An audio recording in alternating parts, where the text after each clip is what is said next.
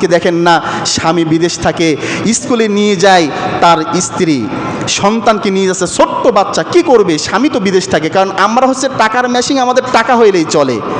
আমি আপনাদের এলাকায় কোনো বাবুনকে খারাপ বলছি না, হয়তো এই সিস্টেমটা আপনাদের এলাকায় নাও থাকতে পারে, অন্য অন্য এলাকায় আছে।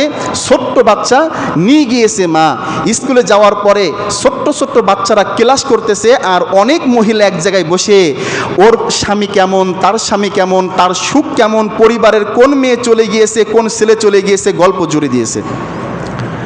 আপনার সন্তান বিদেশ থাকে, আজকে যে সকল স্বামীরা বিদেশ থাকে, আপনার স্ত্রী বাজার করতে যায়, বিভিন্ন জায়গায় যায়, কেন আপনার বাসায় কি কোনো পুরুষ মানুষ নাই যে আপনি বিদেশ থাকেন, অন্য জায়গায় অনেক দূরে চাকরি করেন, চাকরি করার কারণে আপনার স্ত্রী বাজার করতে যাবে, আপনার স্ত্রী মার্কেটে চলে যাবে, আপনার কত সময় দেয়? আপনিও তো বোঝেন যে আপনার স্ত্রী আপনার চাইতে ওই যে দোকানদার শাড়িওয়ালা, ওই যে দোকানদার থ্রি পিসওয়ালা কাঁচামাল বিক্রি করে, বিভিন্ন জায়গায় স্কুলের টিচার, সবার সাথে ভালো সম্পর্ক, আপনার সময় বাদ দিয়ে সেখানে বেশি বেশি সময় দেয়।